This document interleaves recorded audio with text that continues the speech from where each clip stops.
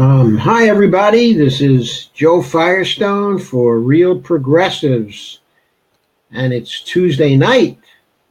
My guest for tonight is Tom Guild, who is a progressive, who is a Democrat, and who is running for Congress in the Oklahoma 5th District. Our topic for tonight will be pulling America back from the brink. And Tom is going to tell us how he's going to contribute to doing that. Okay, so, Tom, I'd like you to start off by telling us the state of your race in the primary, what your opposition is looking like, what they are running on, and then we will get to your platform. Well, Joe, as I get to that, I think pulling back from the brink by throwing some of the people in Washington, D.C. in the clink. And that might be a good start. We don't want to say lock her up, but we might want to say lock him up. I don't know. But we have a primary June 26th, and I'm the only progressive. There were 6 Democrats who filed. 3 of us have been campaigning for a while, and 3 kind of popped up out of nowhere at the last minute. I'm the progressive candidate. I supported Bernie Sanders and knocked doors for him, donated to him, and was the first delegate from the 5th Congressional District of Oklahoma elected to represent Bernie at the National Convention. The establishment choice was for the other candidate, and she has raised more money than me. We have spent very little of our money because we're saving it for right before the primary. And we are working on a people-powered campaign. She says she's a moderate and she wants no labels. I say I'm a progressive, and I'm proud to be a progressive populist, and please use that label to describe me. We have, Joe, to this day, knocked about in the neighborhood of maybe a few more, a few less than 12,000 households, because until we complete a House district, I don't add that total in. And we have walked almost all of the important areas that will be voting in the Democratic primary. Just to give you an idea, Joe, 2 years ago, 27,200 plus people voted in the Democratic primary for Congress. And I was running against that year's establishment flavor of the month, who was a state senator. And in the primary, we had the closest primary in the nation. He got 13 more votes than I did. In the runoff, I got 49.9%. And so he's now running for county commissioner. So he's out of the picture. But they have this new flavor of the month. And, like I said, this woman's running as a no labels moderate Democrat. She doesn't really take, her name is Kendra Horn. She doesn't really take positions on the issues. She says we need common sense birth control and common sense gun control and common sense health policy and common sense, you name it. That's the phrase of the year for her. But she very rarely tells us what that means. The guy that introduced me at our campaign kickoff, who was also a Bernie delegate to the National Convention, he's head of Our Revolution Oklahoma now. And Mark said that she might agree with him on some issues, but he'd have to water torture her to get it out of her. She's not exactly very forthcoming. But we will have hopefully sufficient. I think if we can raise about 5,000 more between now and June 26th, we'll have sufficient money to do the things that I think we need to do. We've already done a mailing to the district. Hopefully we'll be able to afford a second mailing. We'll see with radio and TV and display ads what we can do. We're doing online advertising in the Black community. So we'll just see. But I think we're in good shape. We could be in better shape. We need more money for the primary, but we're almost there. Okay, so you said your opponent is a no labels Democrat. Out of her own mouth, yes, sir. In other words, she has identified herself as a no labels candidate, and she is a member of that organization. Apparently. Okay, for folks who are watching this, what no labels is for reducing the deficit and eventually getting to a balanced budget. The no labels Democrats are right-wing Democrats. They are extremely non-progressive, and they easily join with the Republicans to cut spending and raise taxes. Well, Joe, you educated me. I didn't know all that.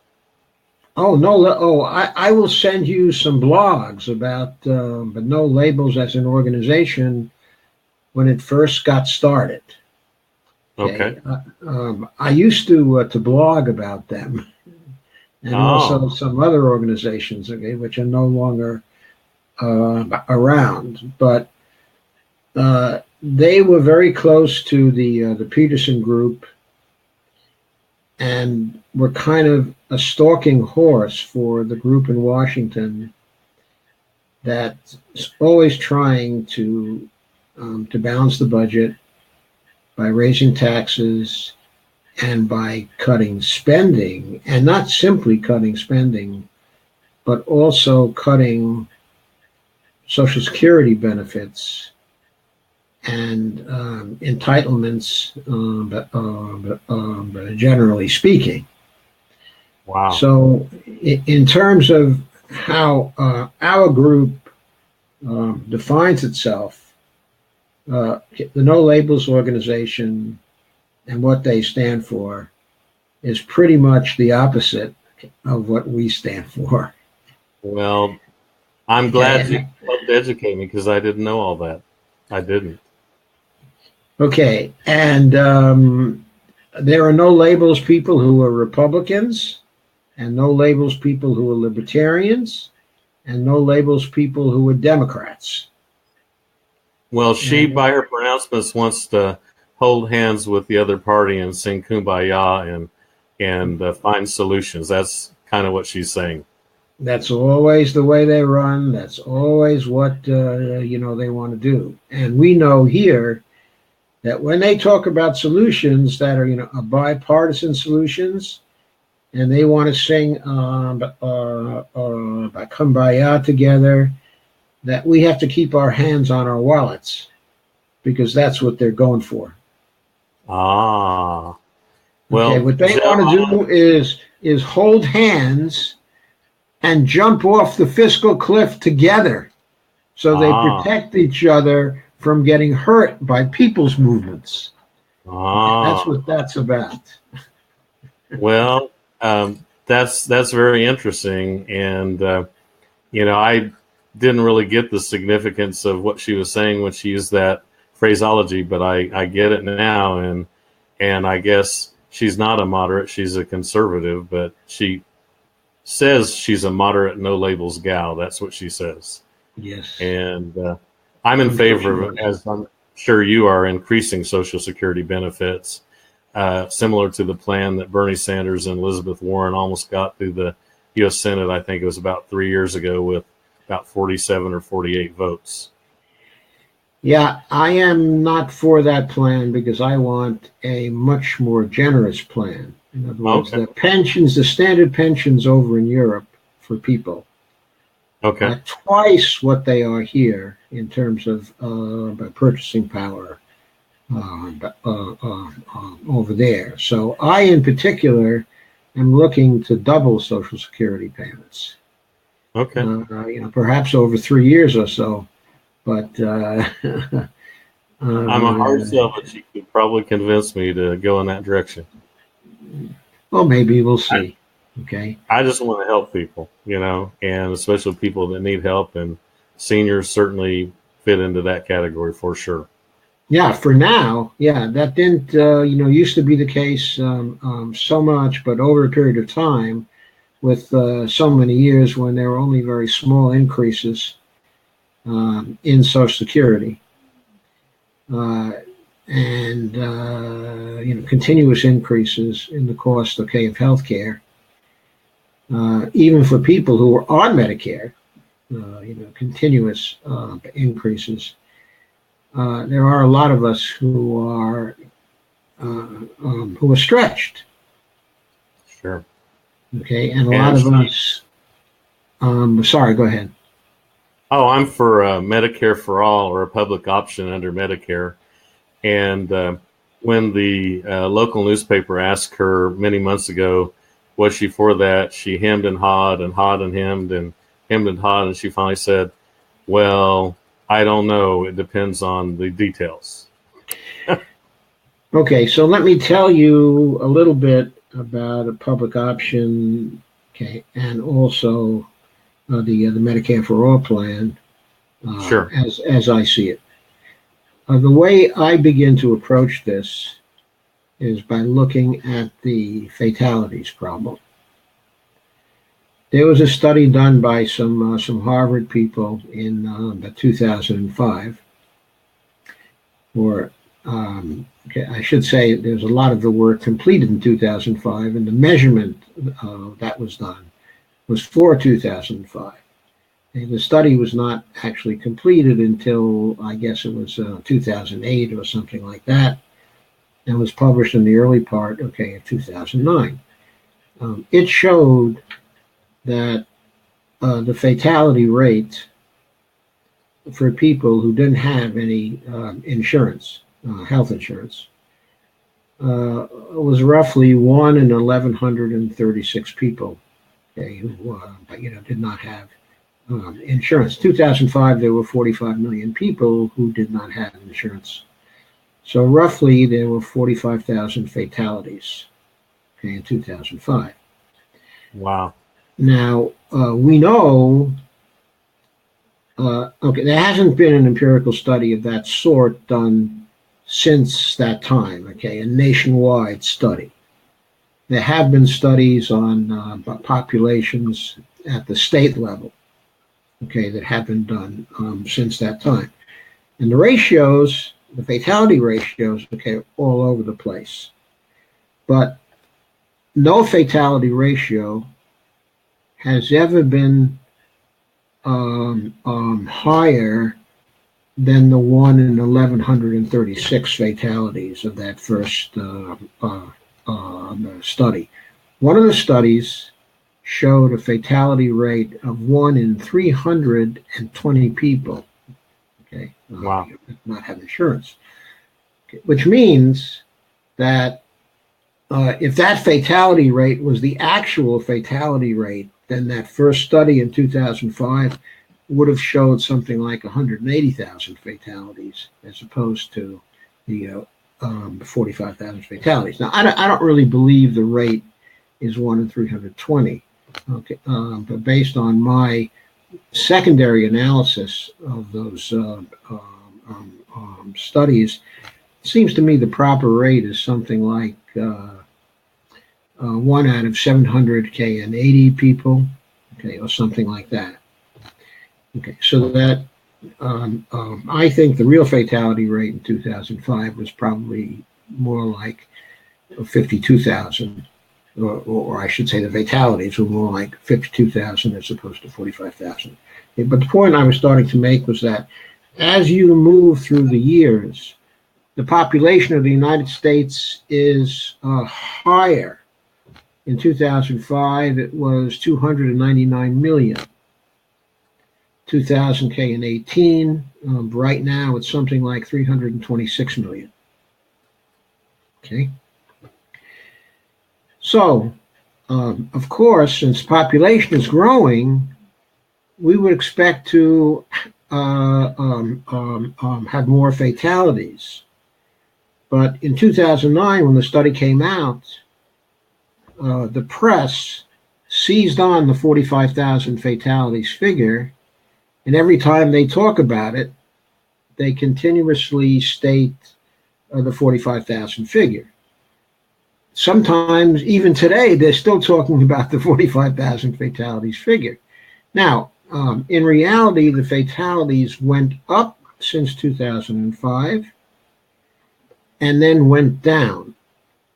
Okay, they probably stayed at roughly the same from 2005 to 2007, okay, 2008, then started going up in the 50s. But with the crash in 2009, all kinds of people losing their jobs, it's probably safe to assume that the fatalities started to go up substantially in the years from 2009 until the Affordable Care Act actually kicked in 2014. Yeah, there were minor changes when some of the provisions of the Affordable Care Act started to go into effect in 2010, 2011, okay, and so on. But it wasn't really fully effective until 2014. So for most of those years, we were probably getting fatalities in the 45,000 to 53,000 range. I estimated by using the ratio, okay, that I developed of 1 in 700K and 86, that the fatalities due to the president and the Congress failing to pass a Medicare for All bill in 2009, when they clearly had the chance, that but the fatalities that one might say they left on the table amounted to 356,000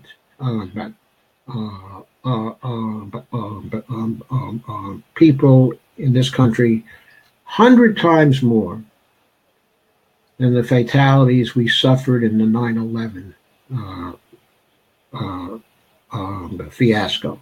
So I've seen some figures, Joe, in a book I used to use as a teaching aid at the University of Central Oklahoma by Jeffrey Ryman, called "The Rich Get Richer and the Poor Get Prison," and it had some statistics in there. I obviously don't have them memorized, but I think they're similar to what you're saying.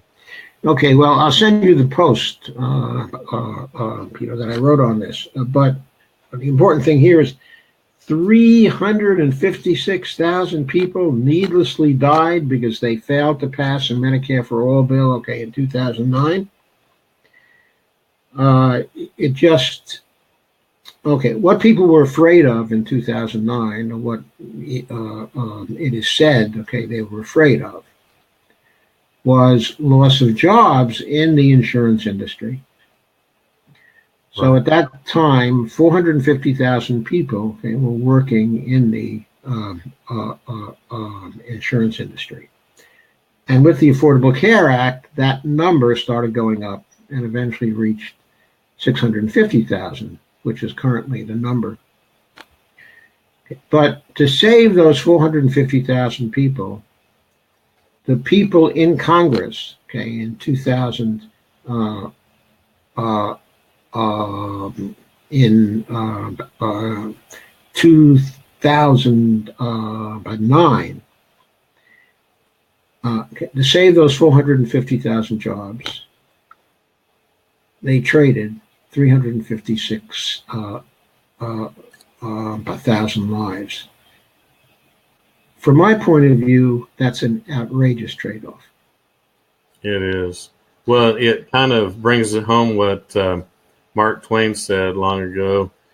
Suppose you're an idiot, and suppose you're a member of Congress, but I repeat myself. Yes. I mean, they do idiotic things for sure. Yeah, but that wasn't really my point here. Okay, my point is that right now, in 2018,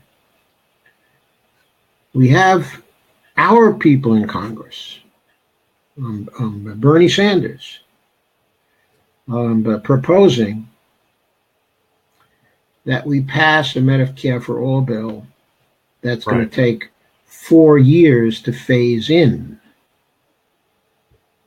Well, if it takes 4 years to phase in, most probably 26,000 more are going to die the first year.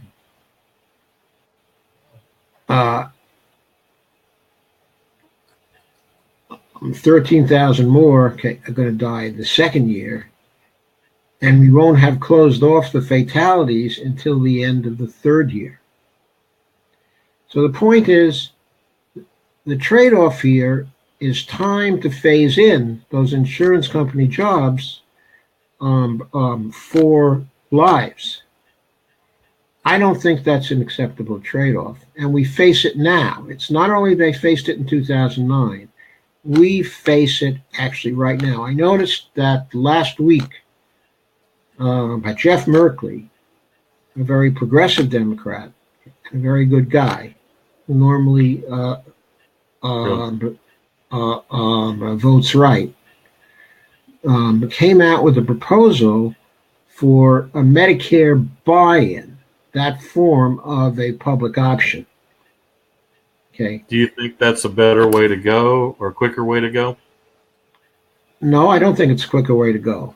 And I think the same trade-off of lives for time, okay, is in that particular bill, and it is unacceptable.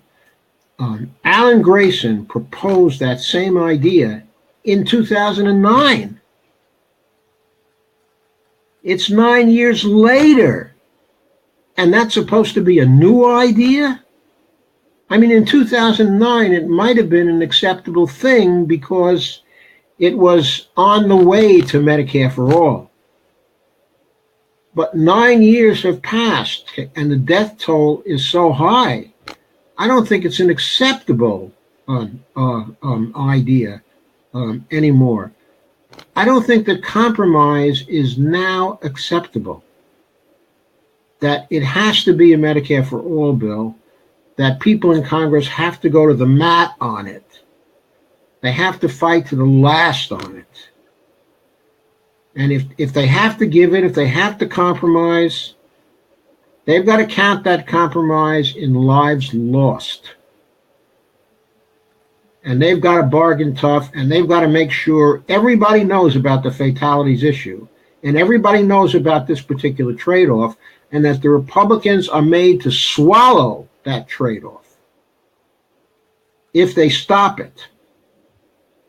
Okay, I know people don't want to talk about the fatalities issue because it's not polite. It's too bad. People are dying. More people than are dying on the battlefield right now because of that particular trade-off. It just is unacceptable, and Democrats and progressives have to start to talk about it, in my view. So, I do favor a Medicare for All program. The bill I favor is 676. Okay, I don't compete. About 16 sponsors, or yeah, that's John Conyers' bill that he introduced in every Congress from, if I recall correctly, 2004 on. He kept reintroducing this bill, improving it each time. The most improved version of the bill is the current version of the bill that he introduced in the first session of this particular Congress. Now, he's gone from the Congress now, and Keith Ellison has taken over the sponsorship of the bill. So he's the principal House sponsor? He's the principal House sponsor. Now, there is something wrong with that bill, from my point of view, and we'll go into that at a later time. Okay, but what is wrong with it is that it's a bill that goes along with the pay-go system in Congress, so that he has a pay-for in that particular bill. Okay, and there's good reason to believe that no pay for is actually necessary, that you don't need a pay for in that bill, and that the bill would work better if only the benefits were there. And the pay for was left for a general taxing bill that Congress could consider, which was not specifically targeted at the healthcare area. In other words, this business of pairing taxes with spending is about the idea that taxes fund spending. There are lots of reasons to question that idea. Okay, I don't want to go into this but right now, because the main purpose, what we're doing here, is your platform, okay, to discuss it. So I would like to move on to the next plank, okay, of your platform. I think we're in agreement that we want a Medicare for all bill. Yes. Okay. All I wanted to bring forward was the trade-offs. Okay. So you were clear on what they are. There are other trade-offs too. There are divorces. There are foreclosures on homes. Okay. There's sickness. Okay, as well as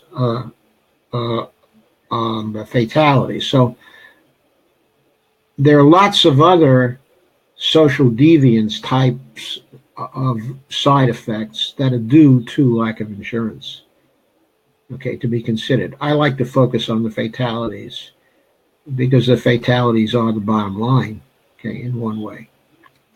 Okay, anyway, back to your platform. I'm in favor of raising the minimum wage to a living wage. The other 5 candidates have not addressed that, except for the No Labels gal, who I believe does not favor raising the minimum wage. And I guess Bernie has a plan and that would raise it to $15 over a period of years. I don't know. What do you think? We should peg that to how much productivity has increased over the last 40 years, or what do you think the best way to determine how much of an increase in the minimum wage we need? Okay, let's talk about the fair way to do it. Okay, seems to me the fair way to do it is to have a living wage that takes into account the productivity rise and the cost of living rise. Okay. Now, some people will estimate that living wage at $22 about per hour.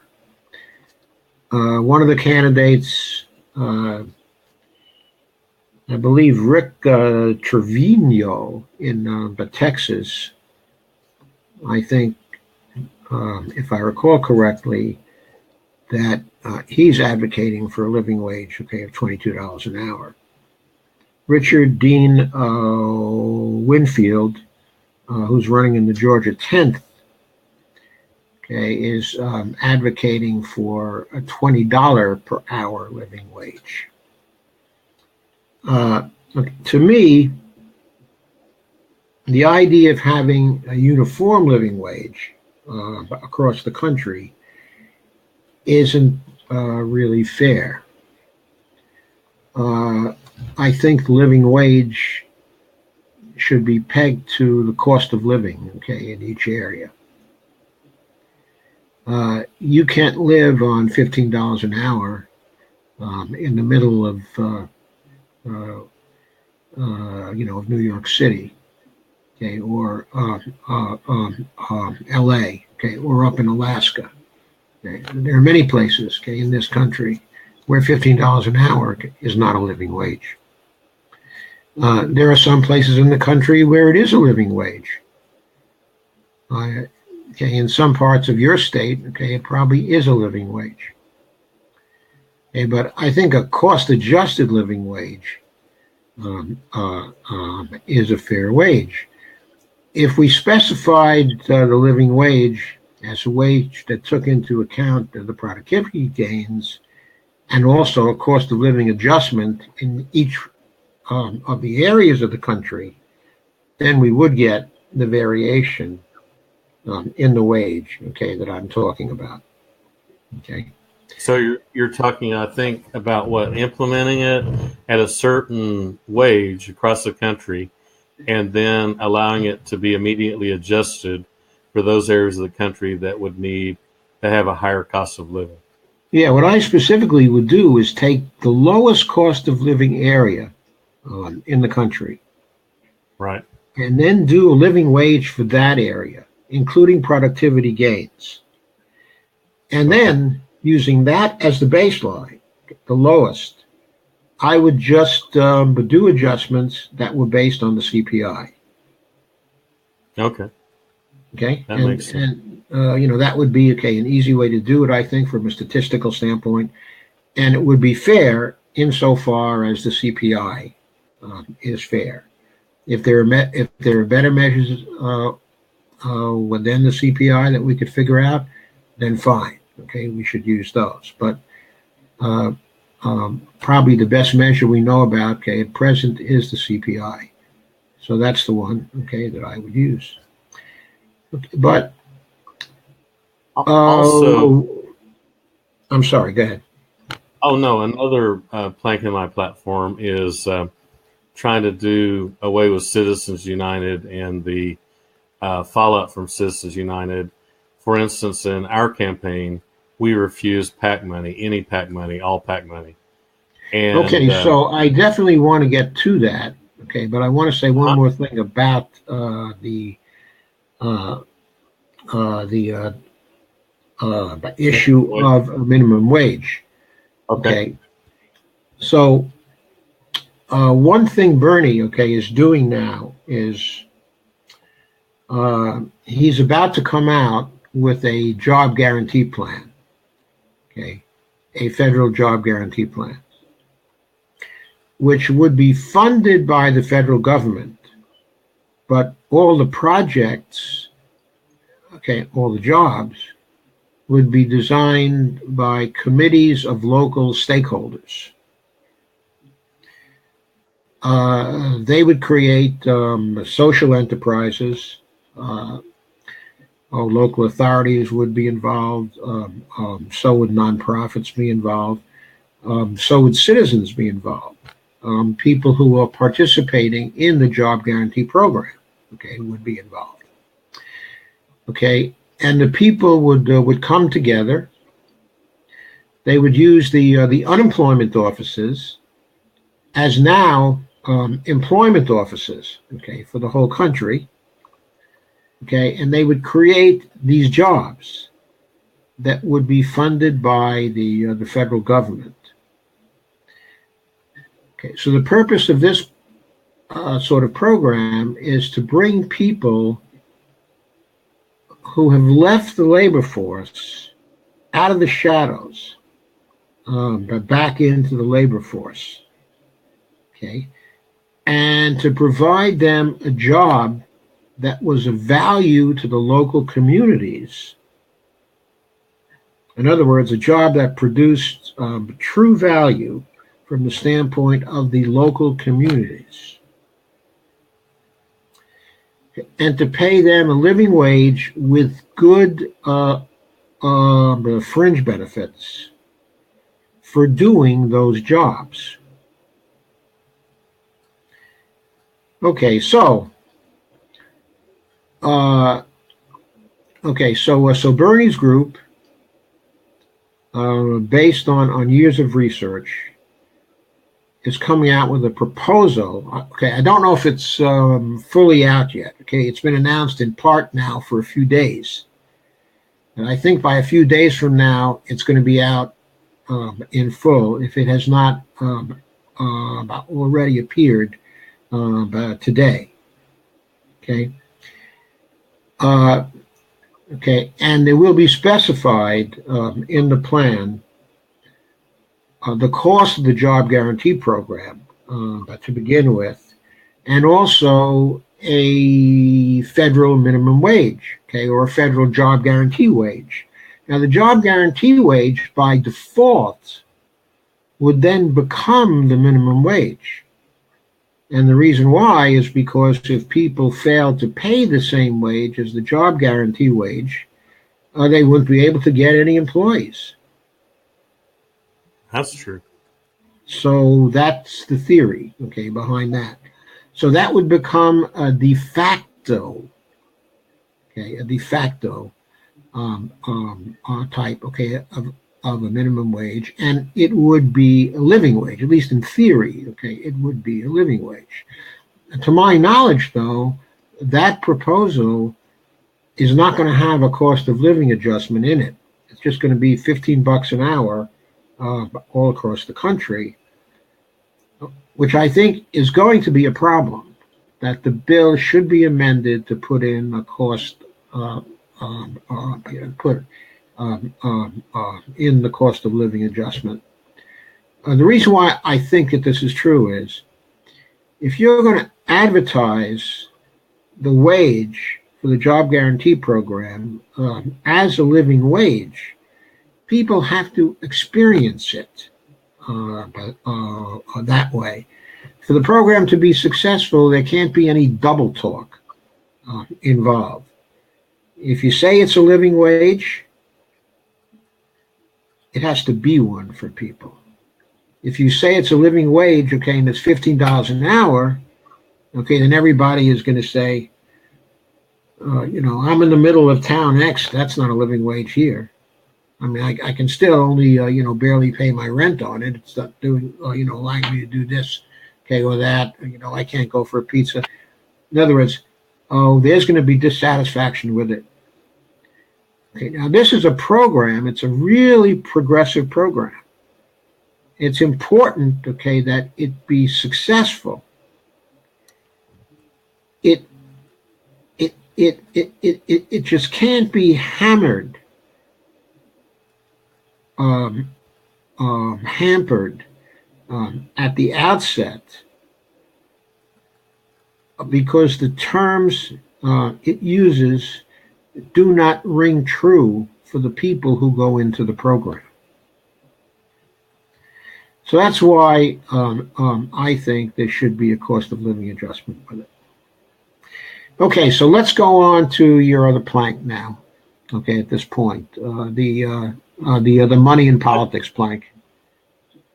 Yeah, I just wanted to say, as we're leaving the guaranteed job program you're talking about, that Howie Klein has sent out some information on that in the last, I would say, month to the Blue America candidates to try to educate us on some of that. Yeah, good for him. So he's working on that. The Republican incumbent in this congressional district, Steve Russell, I like to call him a T-Publican.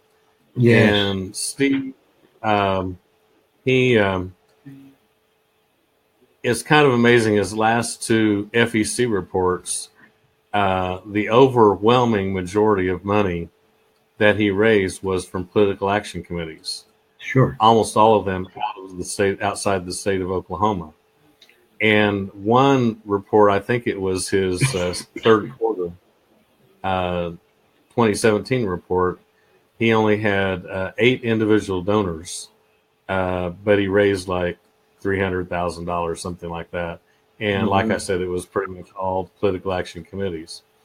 The No Labels lady that I'm running against, she has taken some political action committee contributions, at least 2 that I know of, $1,000 and a $5,000 contribution. And we don't take PAC contributions. Every single donation is from an individual. They're not from special interests. They're just ordinary people. Our average contribution is about $31. We've raised in the neighborhood of $60,000 so far, and we've only spent about $13,000. So we're squirreling it away, waiting for, the big push right before the primary. But this balderdash that Mitt Romney and others are spreading, that corporations are people too, my friend, and all that. Well, I went to law school, and corporations were fictional people for the purposes of service of process.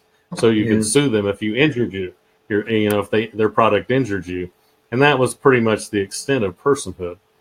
And now I guess they have religious freedom and freedom of speech and right to give unlimited campaign contributions and all kinds of things that, well, we didn't learn that in law school, and I don't think it's really in the Constitution or the Bill of Rights or any of the other constitutional amendments.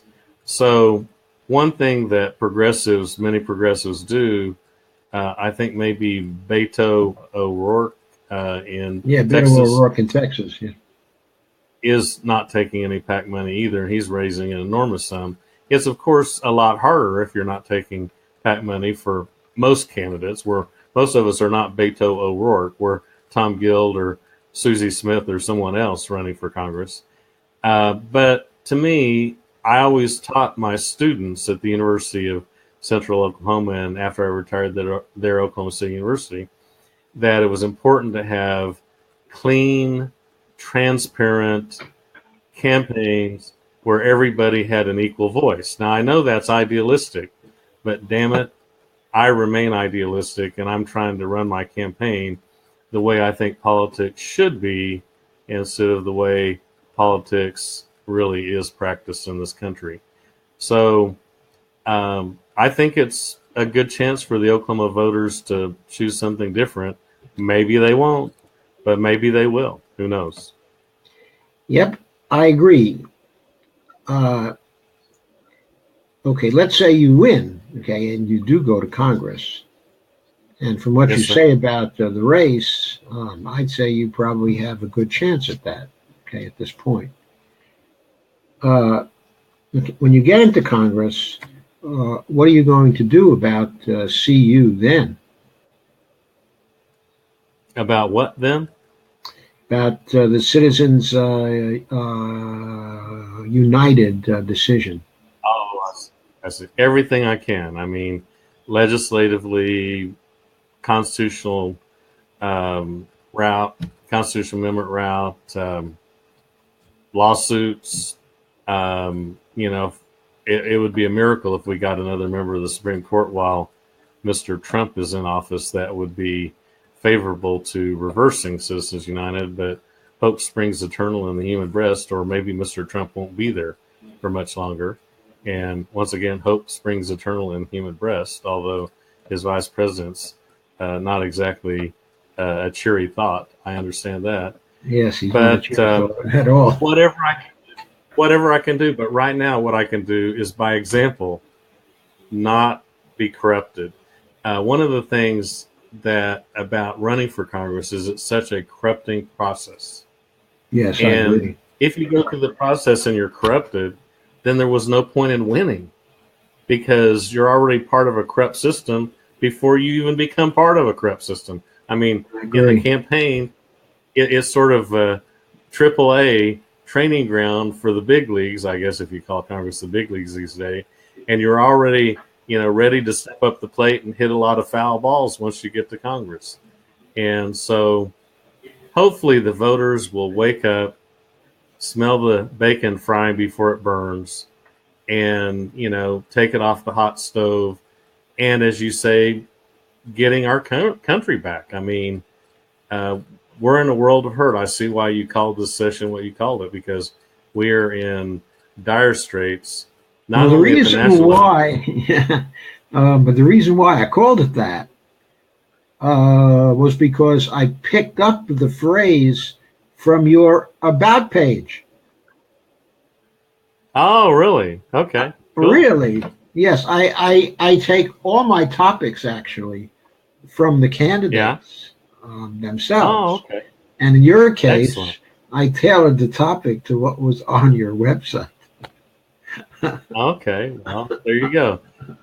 You're a good man. You looked at our website. I appreciate I read through it, actually, very carefully. Yes, and will continue to do so. However, I wanted to say something about the CU thing and how to get around it. Okay, of course, an amendment to the Constitution is needed at this point to get around it. To define precisely the sense in which the corporation is a person, and to exclude the Supreme Court from any further attempts to broaden the notion, of person, except what is stated in that very limited sense, in such an amendment. I think, Joe, you're because we don't want corporations to now be a person able to go out and buy assault rifles. I mean, they're getting so broad in their interpretation. Maybe that'll be next. Yeah, I wouldn't be surprised at all. Okay, so of course we are going to need an amendment, but like that, to basically cement in whatever reform we intend.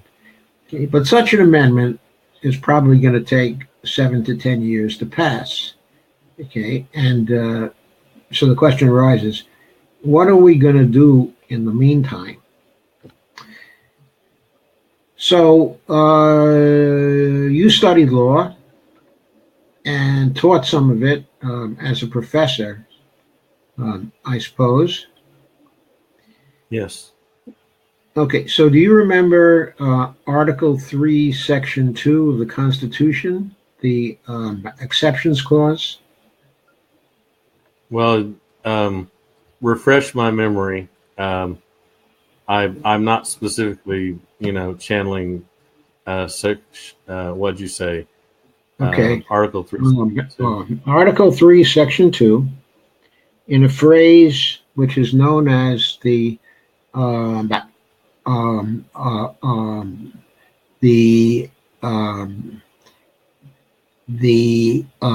exceptions clause to the Constitution, or the exception clause with reference to the judiciary, says that the jurisdiction of the judiciary and the jurisdiction of the Supreme Court can be defined by the Congress of the United States. So, if Congress passes campaign finance laws, if it chooses basically to simply reiterate the old campaign finance laws, and also to implement some new campaign finance laws, even laws that define the personhood of the corporations in a particular way, and then it includes in the legislation the exceptions clause, and says the Supreme Court will not have jurisdiction over this law, then the Supreme Court is out of the game. They have nothing to say any longer concerning that law. Now that law, majority of the House, Senate, and the President's signature. Right. That was placed in the Constitution by the framers for the express purpose of controlling courts that were going beyond their powers, that were by running amok, as it were. Now, I like to say imperialism, especially when it's an idea they don't like, but when it's an idea they like, they cheer on judicial imperialism all the time. They do, exactly. And it seems to me that since at least the year 2000, we've had a Supreme Court that is running amok, making all kinds of decisions that don't make any sense from the standpoint of the literal language of the Constitution. Like the right to bear arms is an individual right. Exactly. But really, particularly with respect to the rights and privileges of corporations in our midst. In other words, nothing like that, okay, is in the Constitution. Okay, and the first construction that took the personhood of the corporations, okay, in any way seriously, evidently involved the misplacement of a comma by a clerk to the Supreme Court in the railroads case, okay, in 1884. That eventually turned into the basis for the landmark case. What was that case in 1976? That started this particular progression. Is the right wing blaming Obama for that comma? They blame him for everything. He wasn't born by that time, but they could still blame the comma on Obama. It even rhymes. Come on now. Yeah. Of course. Okay, so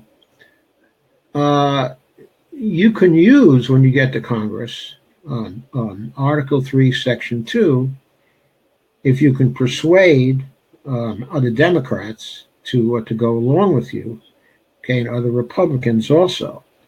Some of them might just want to do it if they could get the corporations out of their hair, okay, and out of the game. And this would do it. Well, that's ingenious. That's sounds like a good approach, and might hold their horses for a little while we could get the constitutional amendment to the states and ratified. Exactly. As long as it's known as a temporary fix. But if you combine that with the idea of trying to get people to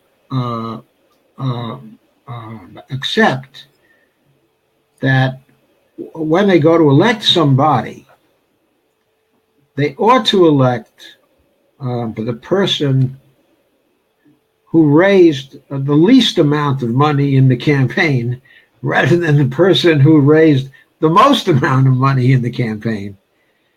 That would provide dirty money. Sometimes it's hard to distinguish. Okay, what's dirty money? Okay, clean money. Okay, but it's not hard to find out who has the most money for a campaign, and it's also fairly easy to find out where that money came from. And it would provide. The local reporter for our major metropolitan newsletter is a good guy, but he's obsessed in covering the congressional race with who's raised the most money. Sure. And it's just like, why not who's knocked the most doors? I'd be on the front page every day if it was who knocked the most doors.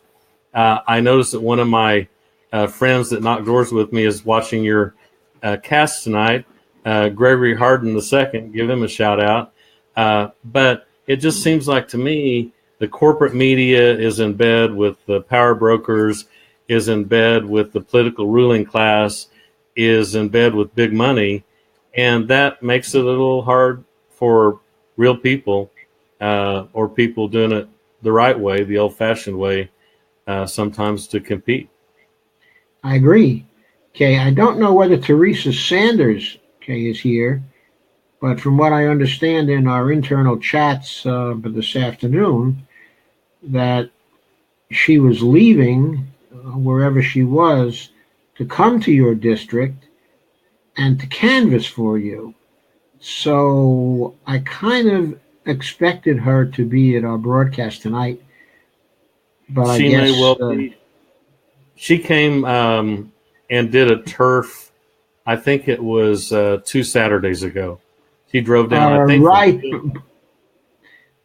But she is definitely on her way down again. So you'll be seeing her again. Good. I think she left about 2 or 3 o'clock, if I recall. We're gonna go to about 12:04 when we finish this house district. We don't add them until we finish the whole house district, and that was all I planned to do. So I had to have my guy next week. He's going to give me a new house district because we're overachievers and we got what we had planned to do done well before the primary. So by golly, we're going to do another House district. Oh, And terrific. and I love to do that. I don't do a lot of houses every day because I like, if people want to talk, I don't want them to think that I'm rushing off, that they don't matter to me. And today we had several people home, and one lady talked to me for probably 45 minutes, and one talked to me for about 25 minutes. And the 45-minute lady was great, but I finally had to say, I better get on to the next house. But she took it well because she didn't feel cheated, because we had a great conversation.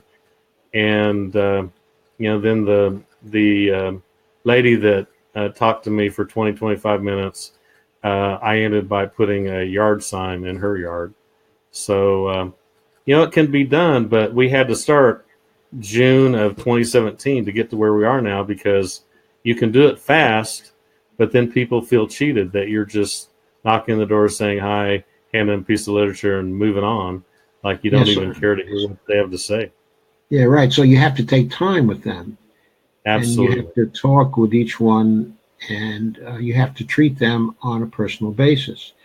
Okay? And that Absolutely. takes time, but it's the best way to do it, okay? Because you do listen to them then, and you do hear what they have to say, okay? And they hear what your people have to say. And I And just there's talk to them about whatever they want to talk about. If they don't even want to talk about issues, if they want to talk about their kid's soccer game or whatever they want to talk about, I'm there to learn from them. If they don't want to talk about issues, I'm okay with that. yeah, It's on our literature anyway, so they can get that off the literature. okay. So moving along with your platform, uh, you have on your website a good bit about creating jobs and ensuring economic security. Mm-hmm. And you talk Yes. about an infrastructure program, Yes. again, laws like the America Competes Act. Yes. Uh, okay, and okay, so what I'd like to know is how concerns like that translate into support for legislation, and what kind of legislation are you looking at to actually create the jobs, okay, and ensure security? And of course, we're saying that in the context of the previous discussion about possibly having a job guarantee program, okay, which would go a long way because, uh, well, we could have an infrastructure program that would be separate from that, and also have jobs in the job guarantee program that were part of the effort, okay, the infrastructure effort. We could do both, okay, if there was a need to do both. Okay, so I guess where I'm really asking you to start with this is what you think the scale is of the infrastructure program that we have in our country, and how much you think we would have to spend in order to bring our uh, uh, infrastructure back up to first world standards, so that we were among the top nations again when it came to um, infrastructure. Yeah, I'm kind of torn, Joe, between a minimum, I think, of $1 trillion over 10 years. Maybe we need 2 trillion over 10 years. Um, I've seen both plans. The $2 trillion, I believe, is a new deal for the 21st century. I think the $1 trillion plan is similar to Bernie Sanders' plan. but that would create literally millions and millions of good-paying jobs with benefits for white, black, and brown people, and I think would make a huge difference in our country. And maybe where you live in Virginia, Joe, you have good roads and bridges and highways.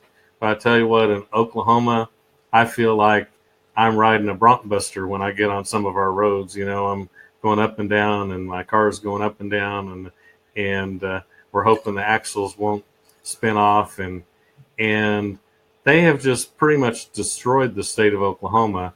The people have been in charge. The Democrats had control of the state house until 2004 and the state senate until 2006. And then the Republicans took over and have added pretty much every election cycle to the majority. So it's, 3-1 and 5-1 in the state house and state senate right now. And we've had a very regressive Republican governor, Mary Fallin, who you, Joe, I'm sure know is the second most unpopular governor in the country, next to the governor of Connecticut. And I'm just saying he must be having some real problems if he's worse than Mary Fallin. But they've just run our state into the ground. I mean, whether we're talking about refusing Medicaid expansion, whether we're talking about roads and bridges, whether we're talking about mental health, whether we're talking about any kind of infrastructure, they're missing in action. In fact, they're going in the wrong direction. They're cutting spending for that. And so I think if I'm reading the people that I'm meeting on the doorstep or that invite me into their houses, if I'm reading what they're saying correctly and looking at the special election results in 2017 in Oklahoma, I believe people are ready in Oklahoma for a good, old-fashioned political revolution at the ballot box. And the Republicans control everything in Oklahoma. Lock, stock, and barrel. State level, federal level, even their sheriffs used to be a safe haven for Democrats. Well, they got a lot of Republican sheriffs in Oklahoma now. So if people are mad as hell and they're not going to take any longer, then damn it, they're going to have to vote Democrat if they want to change. But it's not just Democratic. They need to vote for progressives because we have no label, moderate, conservative, go along, get along Democrats that are, peddling their wares to the voters. And they're peddling the old, as long as it's a Democrat, we all have to support them. Well, hell, George Wallace was a Democrat. I ain't going to support a modern day version of George Wallace, even if he's a Democrat. I don't care what party old George in the 21st century runs as. So I think people are really mad. They really want systemic change. They want serious change. They want big change.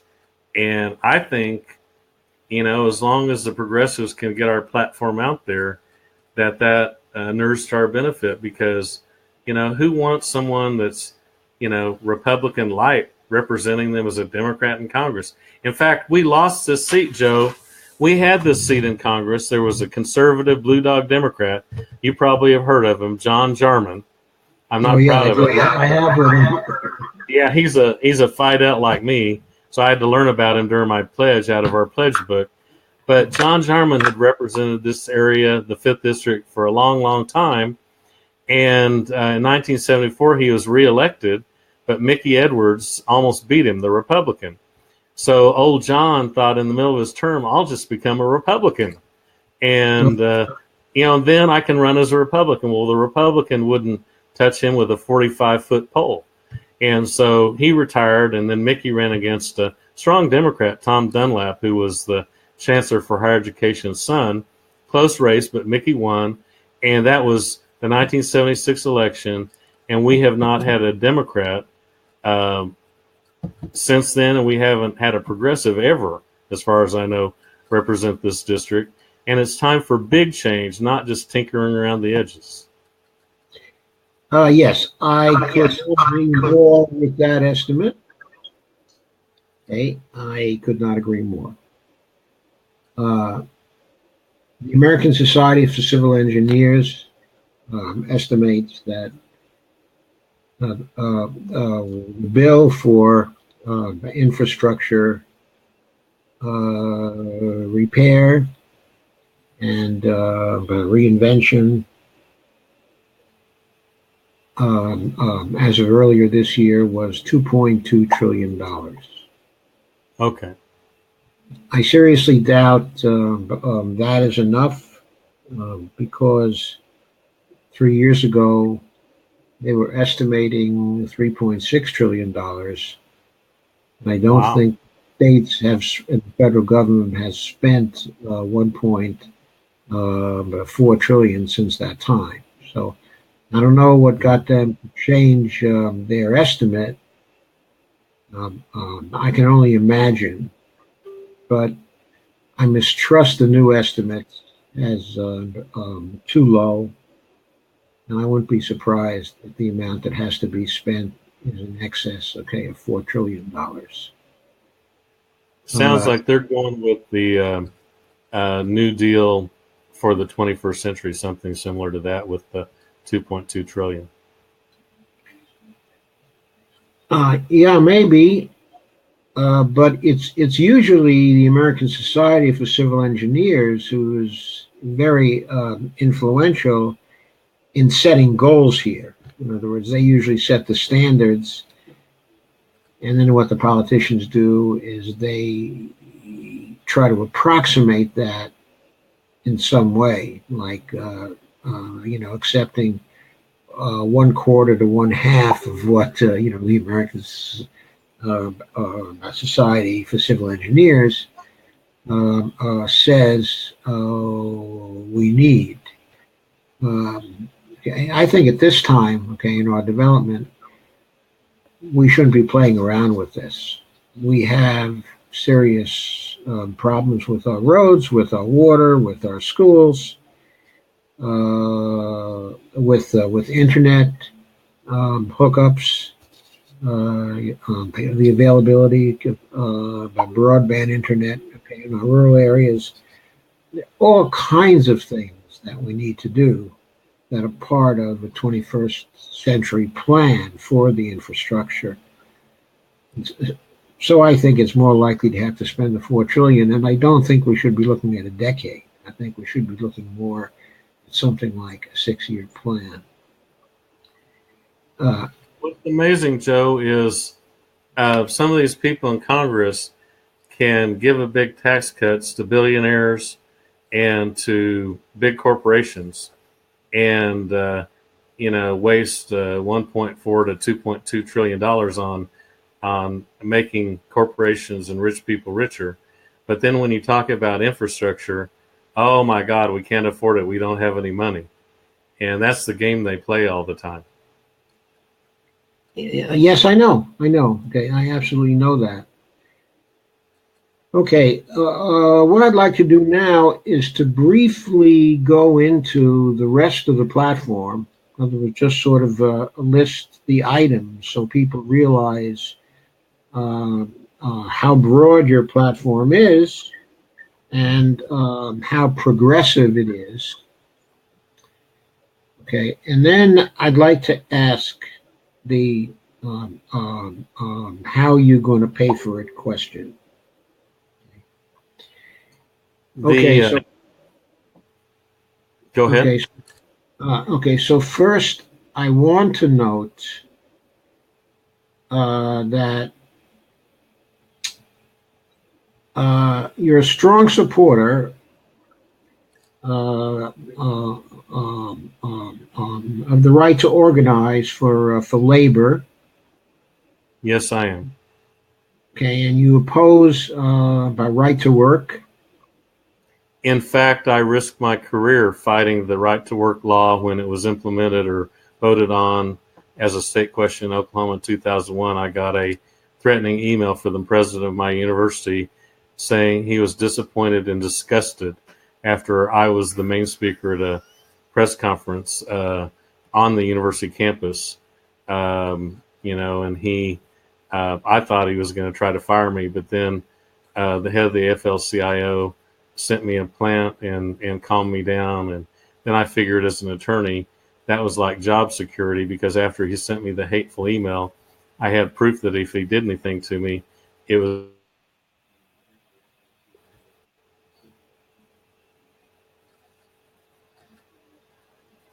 and that would Okay. have been illegal. Yeah. Okay. So you momentarily froze. Okay, but now you're back. Okay. Can you hear me? Okay. But Everything Tom, okay? yeah, you're coming through again now, but Okay. fading in and out, but just a little. If you are dropped or something like this, just okay. If you use the guest link again, okay, it'll bring you back in quickly. Okay. Okay, So so do I need to going. said while it froze up, or did that come through? Or Well, you momentarily froze up. Okay, that's a passing problem. Okay, not a serious one. okay, Okay, but if you okay, freeze up, okay, for more than half a minute or something like that, well, then the best thing to do is to go out, okay, and to come in okay, again. Okay, okay. okay, so we are now at, okay, so again, with respect to unions, would you vote for the card check bill, okay, if it would have come up Yes, again? Okay, yes. so simple question, simple answer. Okay, we've talked about healthcare. You also have a veterans plank. Right. I feel very strongly that we have to have world class healthcare for all of our veterans. They have been willing to risk their lives for us, and it's not acceptable for them to come back, even if a politician or a military commander sent them somewhere where maybe they shouldn't have been. That's not their fault. They were following orders and they were representing us and protecting us. And so it's such a scandal anytime we have unnecessary delays, anytime they deny claims that they should readily uh, approve, anytime. I mean, cost is no object because these people have been willing to lay down their lives for their country, and we owe them the best health care and the quickest health care and the appropriate health care. And I think these ideas that we're going to privatize the Veterans Administration are crazy. I mean, I've seen what private prisons have done. We sure as hell don't want to use that as a model to, uh, put our veterans in a virtual prison. So I'm very strong. We've got to take care of our veterans, and cost cannot be an object because of what they've done for our country. Okay, so how do you feel about citizenship for veterans who are not citizens when they enlist? I think that we ought to have a mechanism where quickly, either while they're serving or shortly thereafter, that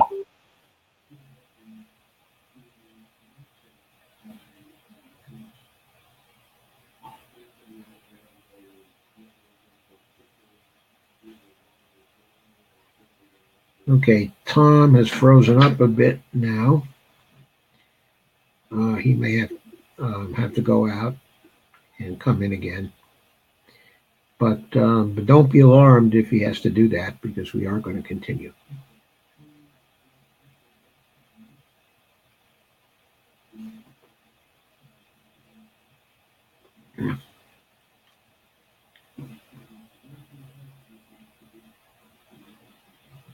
Hmm.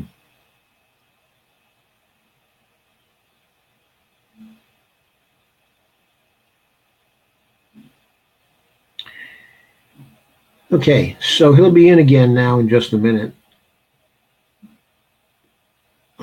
He knows he has to use the link again, and I'll put him in as soon as he appears.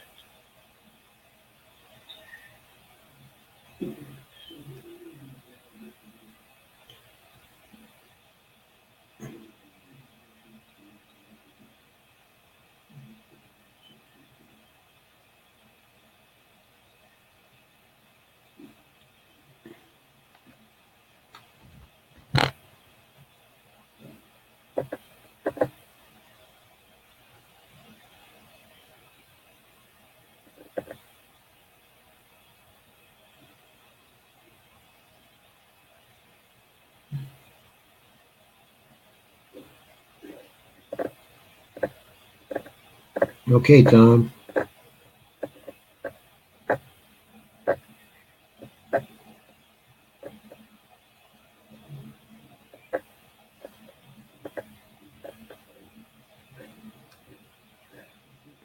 I'm doing fine, Johnny. How you doing? I'm doing very, very well. I'm glad to see you here, and Mark Fabian and Kathy Langen. Oh, here comes Tom now. So we should have him in just a minute. I'm waiting for his picture to appear. There he is. So he'll be in the lobby in the broadcast. Hi, Tom. You're back. Yes, sir. I'm great. Okay. The internet connection here. Yeah. Rarely. Okay, so back to the platform. Okay, you're very strong on women's rights as well. Correct? Absolutely. Absolutely. In fact, in the past, I was endorsed by the Oklahoma Coalition for Reproductive Justice. They have a pink wave rally at the state capitol nearly every year, and I've gone to most of them. I'm in favor of women's reproductive freedom. I'm in favor of equal pay for equal work. Down the line, pretty much all of the major women's issues. I'm solid and have been with women on those issues for many decades now. Okay. So, we haven't said much about your education plank in the platform. Sure. Well, education, I see it as two related but separate issues. First of all, in the state of Oklahoma, they've defunded and virtually destroyed our public education system in the last decade. And one of the things they did is they lowered our gross production tax on oil and gas companies from 7% to 2%. After the teachers walkout here, they've now raised it back to 5%. But we're still a long ways from being competitive with the states in our region in terms of. So Tom, I'm sorry to interrupt, but there's an audio problem. Okay, on your end. So perhaps if you turn it up a little. Turn it up. Okay. Yeah, try that. Okay, and see if it takes care of the audio problem. Okay. Is that better? Turn it up. Is that better, Joe? Not really better. I don't know why it's occurring. Yeah, I don't know why, Joe. Okay, let me see if I can do something about it at this end. Sure.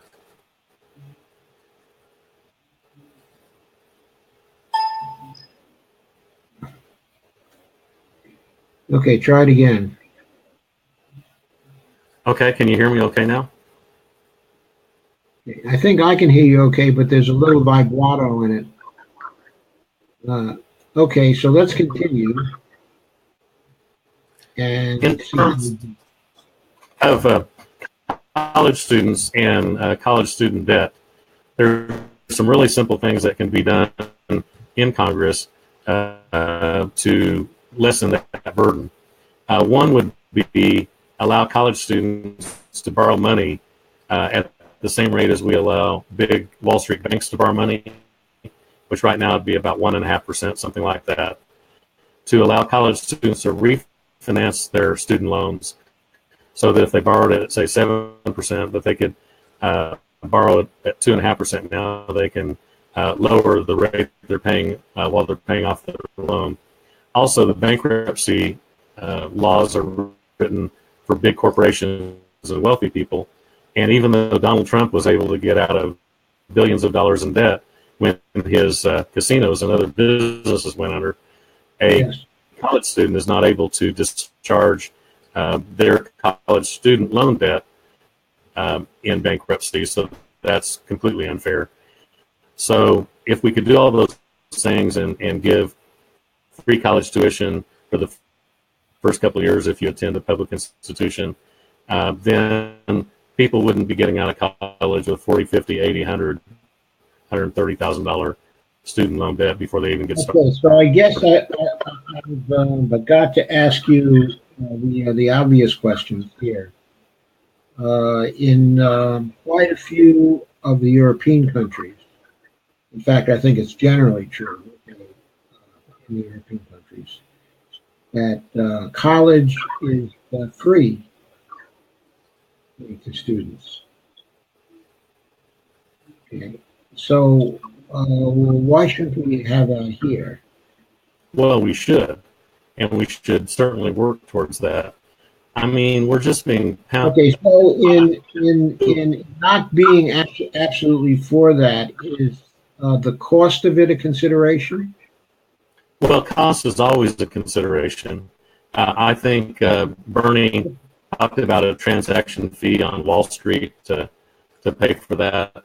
But there are all kinds of ways. But once again, we just wasted up to $2.2 trillion on this silly Donald Trump tax cut for billionaires and big corporations. We need to start using money to help people instead of to help people that already have God's unlisted phone number and already have things financially made in the shade.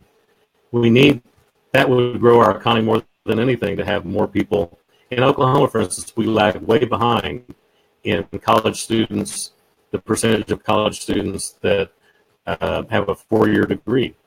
And we were trying to get to 26%, but because of all these budget cuts, which have hit K through 12 and also our public colleges and universities, we're going backwards in the last couple of years.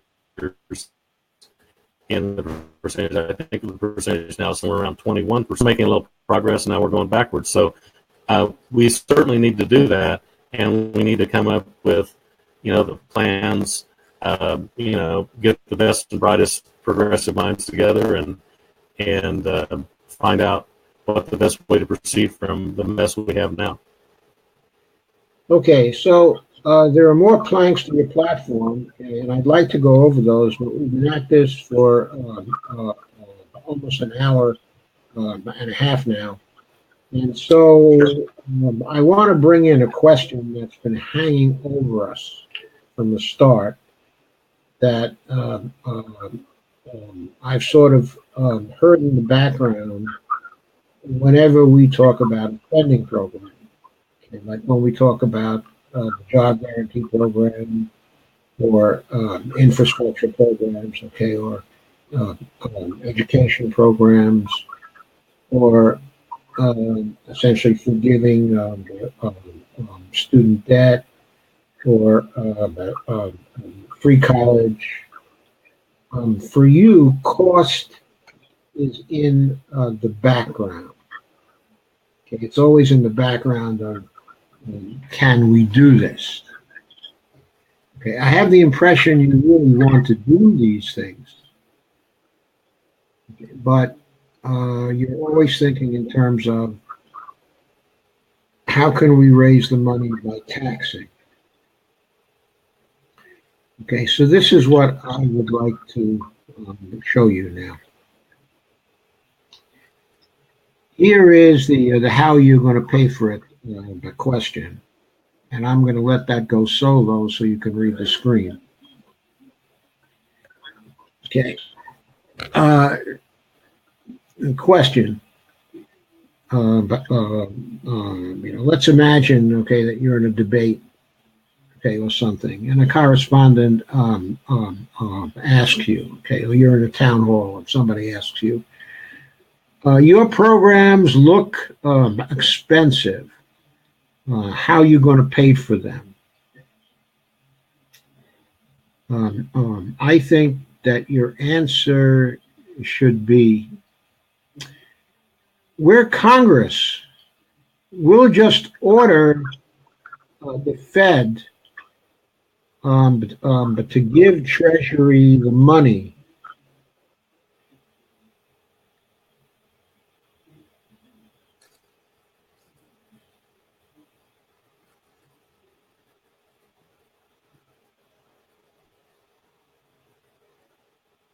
Okay, so what's wrong with that answer from your point of view? Well, I think that we can get a lot of money from reducing corporate welfare. I think there are literally trillions of dollars that people in Congress are using to mollify their big donors and their big corporate uh, benefactors. And I want to use the money to educate students and get them through college instead of making um, Merrill Lynch or whoever it is a lot wealthier. Okay, so let me go over this here for you, okay, for a Okay. moment. If we wanted, let's say, to double Social Security payments, that would cost $650 billion a year. Okay, oops. Okay, he's out again. I think he's coming back in now. Yes.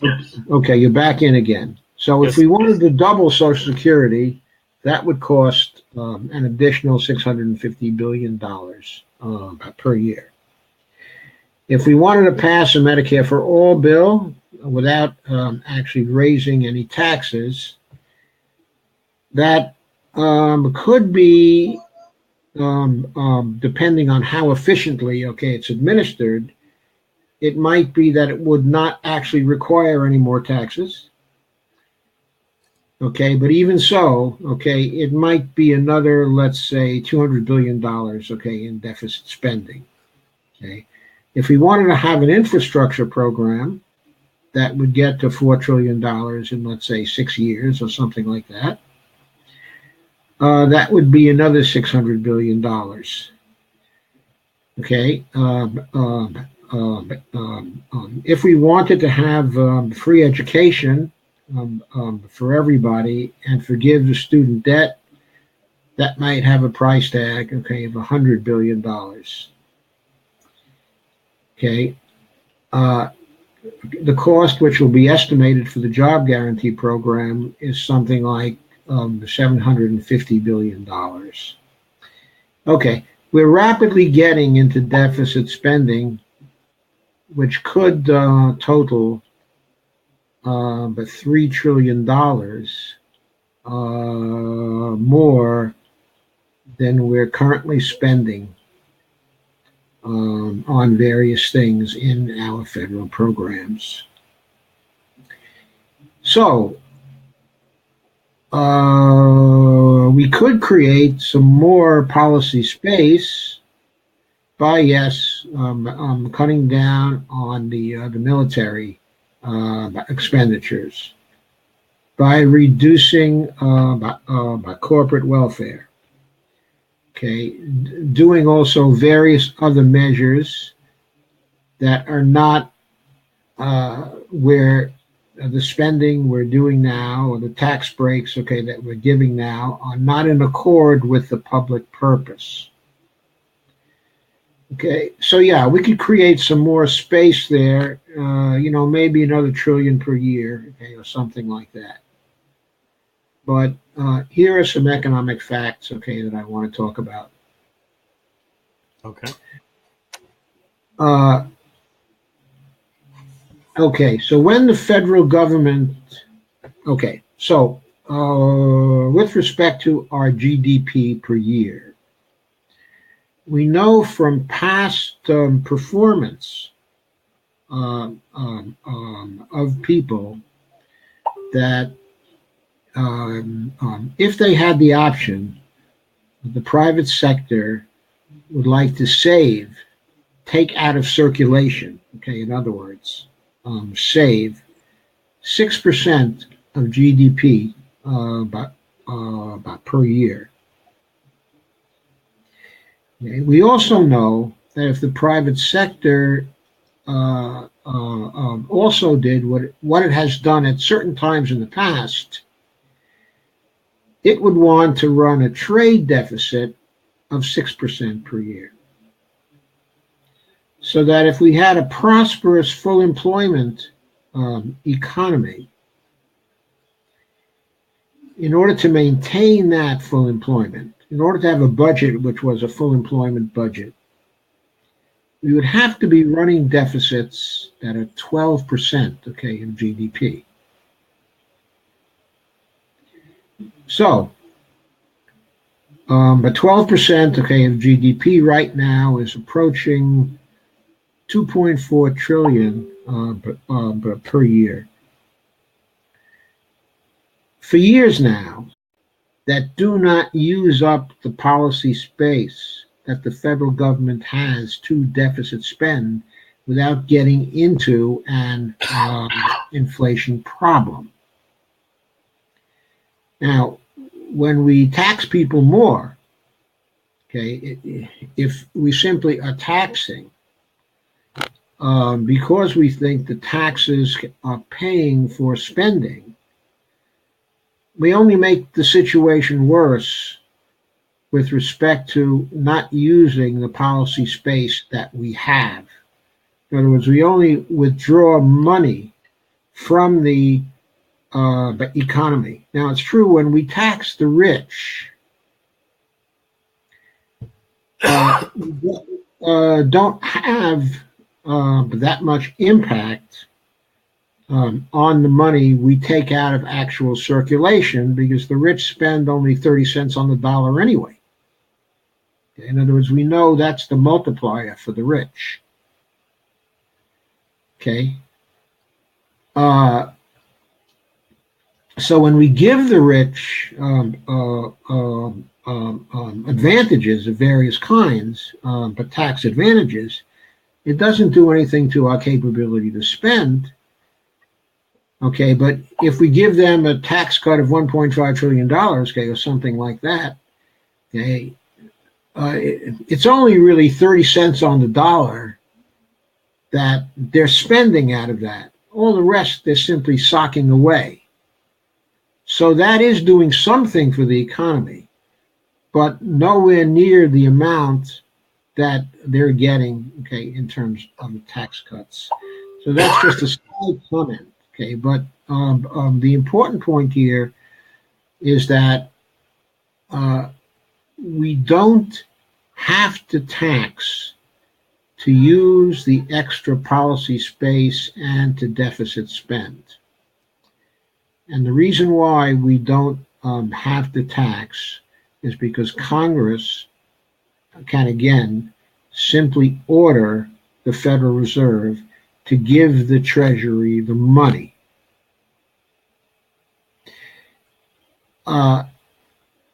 Now, that has actually two advantages. Okay, there are two types of things the Treasury has to spend on each year. The first thing is the appropriations of Congress for current spending.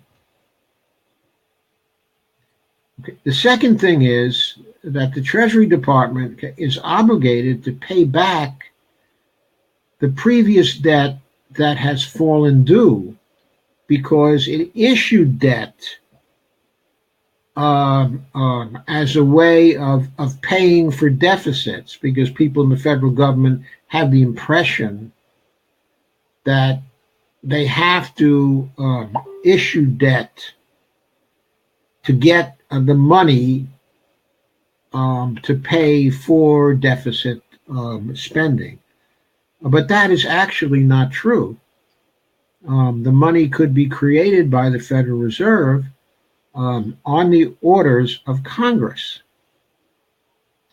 So the point is, not only the money for the current spending appropriation could be created in this way, but also the money to pay back the debt could be created in this way. If this were done, if this were made a part of the regular procedure of the Congress, the result would then be that over a period of 30 years,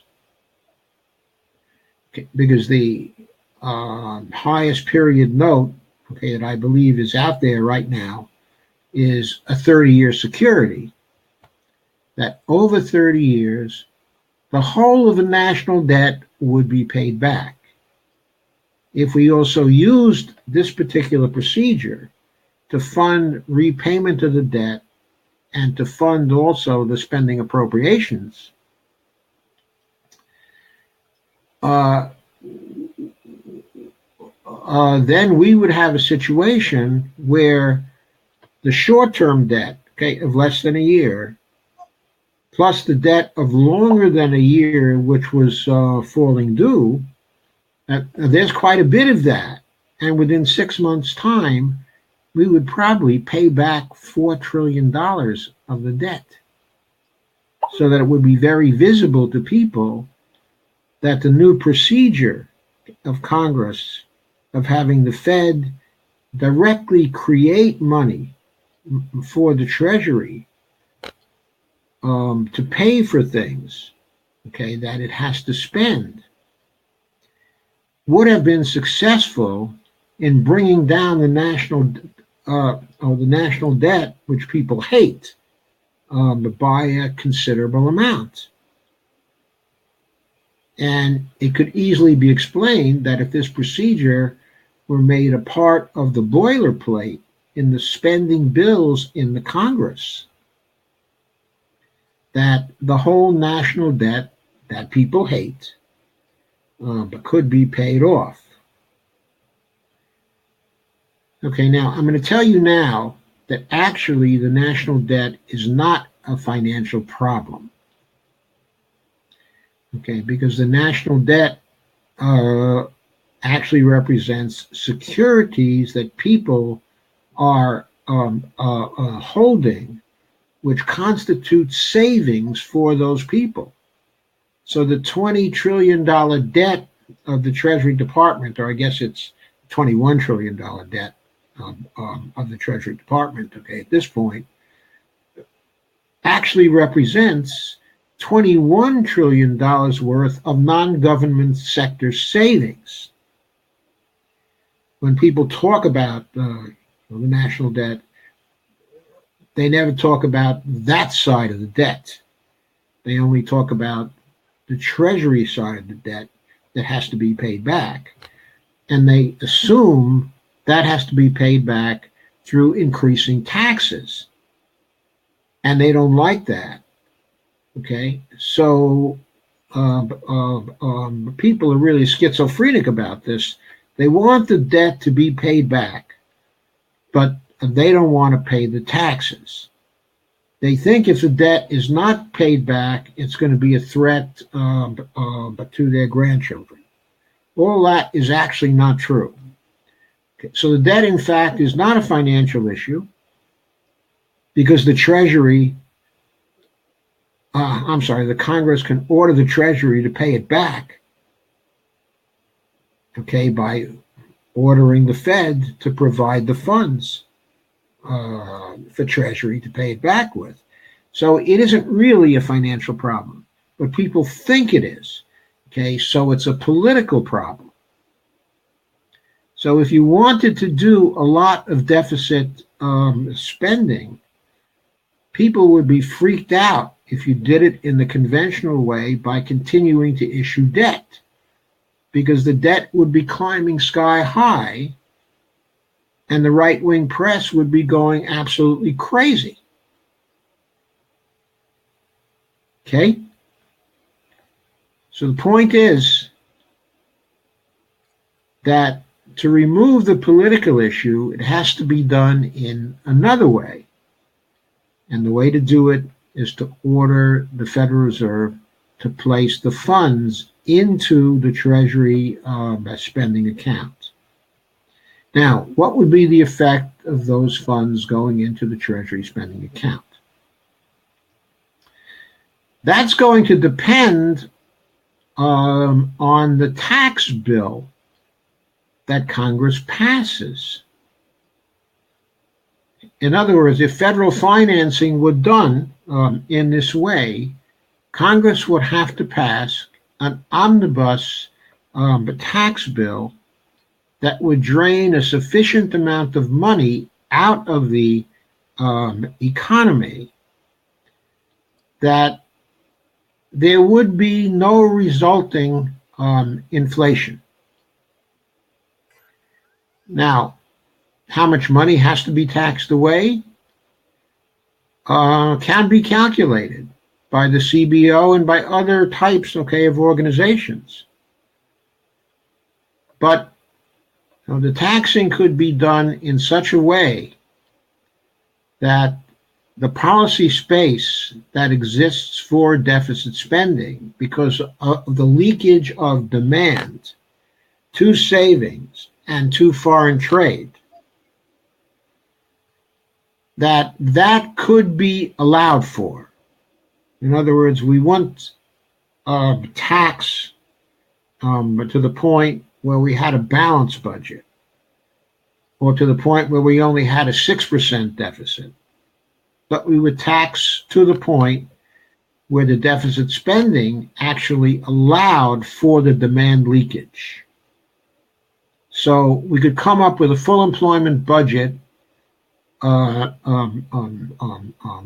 in the way that I've described, without having inflation due to government spending. Now, there are other sources, of inflation, so we still might run into some inflation, but not because of the government spending, not because of the deficit spending. So the full point I'm trying to get across here is that the function of taxing in our government is to drain money out of the private sector to stabilize our prices. And the function of spending is to provide the benefits for people that the government ought to be creating for people. And I'm also saying that the process should be designed in that way in the Congress. It is not now designed that way in the Congress. The way the Congress works now is on this pay-go system. Now, of course, there are exceptions to the pay-go system. If ever Congress wants to vote in some extra spending for the military, they suddenly just pass the spending without following the pay-go process. But for entitlement spending and for domestic discretionary spending, Congress now insists on this pay-go process. And it should not be doing things in this way. It should be deciding on the spending for people's needs at first, and then funding that by using the Federal Reserve, which is the creature of Congress, to whom Congress delegated the authority of Congress to create reserves in checking accounts. Are you still there, Tom?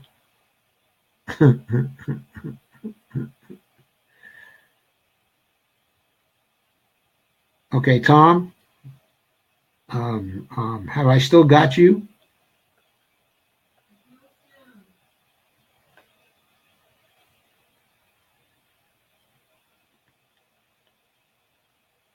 Okay, Tom, let's see if you can come back in.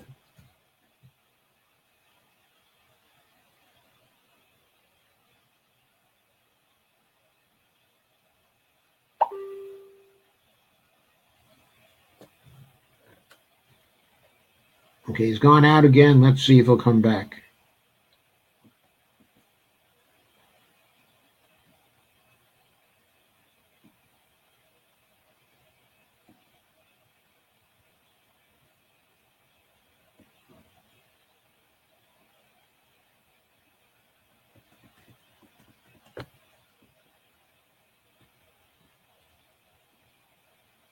Is he back?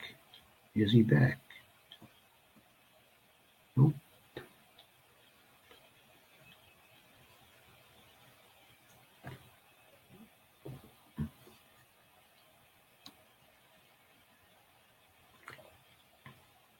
Yep, it went well for the first hour. It did. And then the quality deteriorated. So let's see if Tom will make it back again. Okay, let's see if he hangs in there.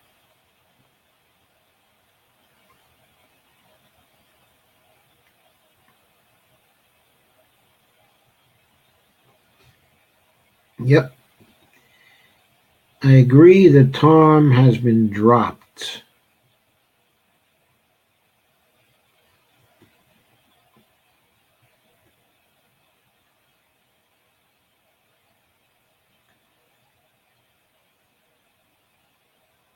So let's see if he comes back in. He knows how to get back in. If he wants to continue the conversation, then he will be able to get back in. Joe, take the damn meme down. Okay, I'll take the damn meme down, Teresa.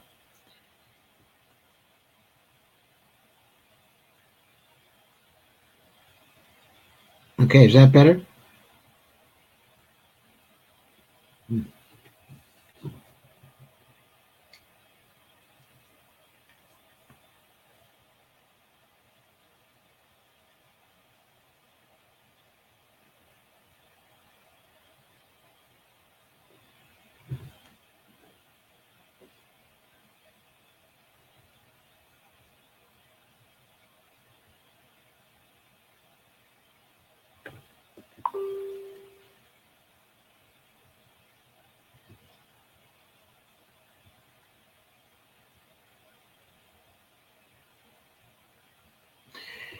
Okay, any questions while we're waiting for Tom?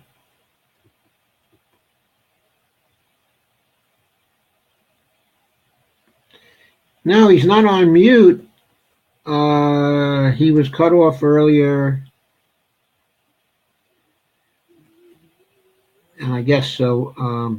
But Johnny is saying he never heard my explanations for things. I think he heard part of it. I don't know exactly when he cut out, but I don't know whether he gets the point.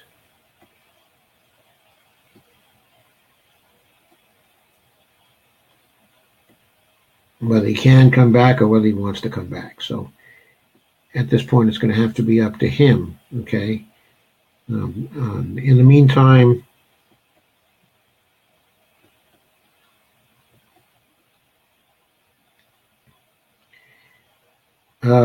Johnny, if you're asking a question, there he is. Okay. To the broadcast. Hello, we're back again. Hi, Joe. How are you doing? I'm doing fine, Tom. Okay, so where were we in the discussion of that? You were just talking about, just order the Treasury to pay it, and the Fed would have to supply the money. Okay, had I gotten into the PAYGO system? Yes, that's about when we lost connection. You were talking about the PAYGO system. Okay. So what I was trying to say was that with the PAYGO system that we have now in Congress, that would be inconsistent, okay, with what I propose here. And the reason why is because that always works in the same way. Whenever anyone proposes spending, and it's of a non-military nature, something like that, they have to specify in their bills how they're going to pay for it, which means, generally speaking, how they're going to tax for it, and then it goes to CBO that estimates whether that's going to be neutral as far as the deficit is concerned. Okay? So the procedure that I'm proposing is in conflict with that. Okay? Because what it says is you give the government the money it needs to pay down the debt and to pay for the appropriation. And then you pass a tax bill, which leaves a sufficient amount of room so that the deficit you come up with at the end is a full employment deficit. And I was explaining that if you do things in this, this way, it recognizes that the function of taxes is to drain money from the private sector. And the function of spending is to give out the money that people need to get the benefits that fulfill the public purpose. Now, Joe, I was going to ask you one thing. I have a friend that has an advanced degree in economics, and he told me that we're one of the few countries, or maybe the only, but one of the few countries, maybe one other country, he thought, that has this so-called debt ceiling, and it was all a charade, and there's no real reason for a debt ceiling. But what you're talking about, where you just order the money, Congress orders the money paid, then we don't have to go through that charade and go to the brink of alleged default and all that we've been going through for as long as I can remember. Is that how you see it, or? Oh, yeah, that's how I see it. Okay, but it's also true that it would be very simple to get rid of these debt ceiling crises by simply repealing the debt ceiling by repealing the law, okay, that specifies the debt ceiling. The reason why Congress, however, doesn't want to do that is because right now the public really fears the debt, okay, and it's a political issue that those Congress people who vote for that will be charged with fiscal irresponsibility. Okay, so people in both parties are afraid to simply repeal the debt ceiling, okay, and allow debt to continue to be floated. But as I said before, if debt were continually to be floated and was simply to grow and grow, okay, and grow, that doesn't affect the fiscal sustainability of this government at all, because this government is a monetary sovereign, and it can always create the money it needs to create to repay debt and to pay the interest due on the debt. So it's a false financial issue, but it's a real political issue. And one of the objectives of what I say people ought to do, which is to give orders to the Fed to give the money to the Treasury, is to take that political issue off the table by actually paying back the debt, but without taxing people to do it. Right. Okay? And what makes and what makes this a viable thing to do is that after you've done that, you then pass a tax bill, which is geared to removing a sufficient amount of money out of the private sector so you don't get inflation from the deficit spending. And I also say you don't need a balanced budget to do that. In fact, you should be leaving room for a deficit of 12%, okay, of GDP, or roughly that, because that would roughly be a full employment budget. Okay, well, that's certainly a different way of thinking of things than I and most Americans have been conditioned to think about budgetary matters at the national level. Yes, and the reason why is because we think of budgetary matters at the national level because we think it works the same way as it does in our households, in our corporations, and in our states. But the truth is that federal financing works in a completely different way. Okay, now we often say here that the federal taxes and federal bond revenues do not actually fund spending. And what we mean when we say that is that before the Federal Reserve actually credits the federal spending account with money, the Treasury spending account,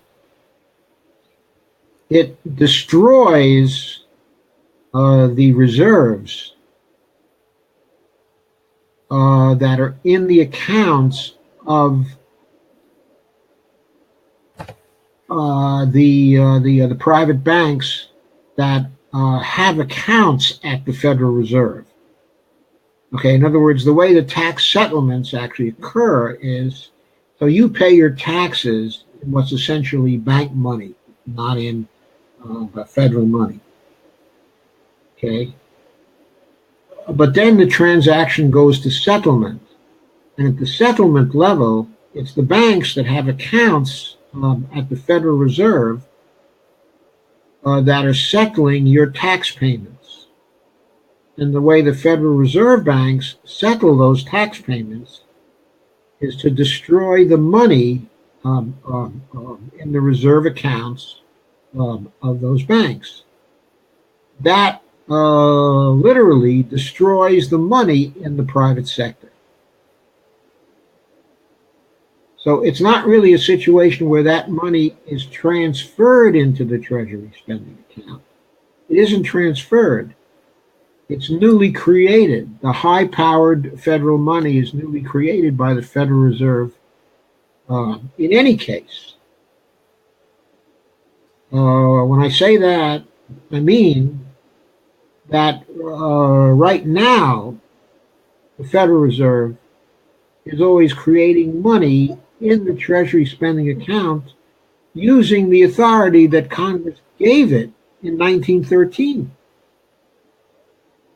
It's always using that authority to mark up the Treasury spending account. Okay, it isn't really necessary to have the taxes to do that. In other words, there can be other things which actually empowers the Fed, okay, to do that. One such thing is coin seigniorage.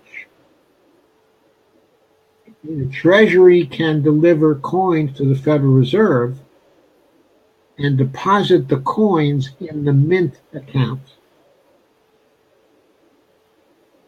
Okay. And then the Federal Reserve would mark up the mint account with the face value of coins.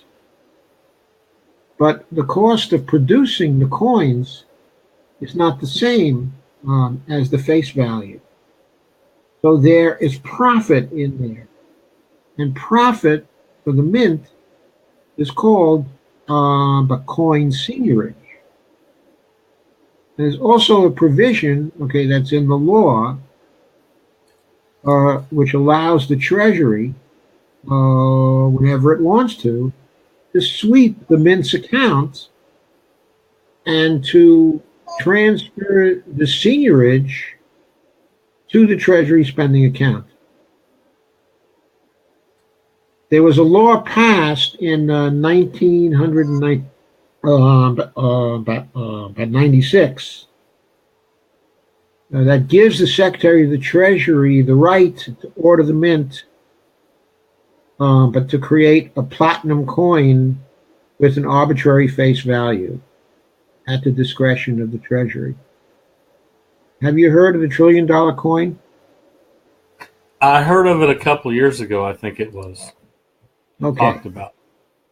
Right, it was. It was talked about in 2011. It was talked about in late 2012 and the early part, okay, of 2013. But then the debt ceiling crises were settled, okay, in another way, and no one actually talked about it anymore.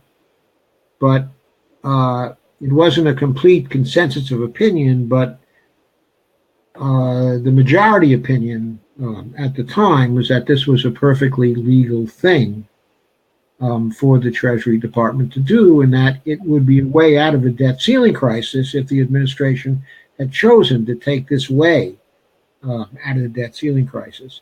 Now, not many people talked about coin seigniorage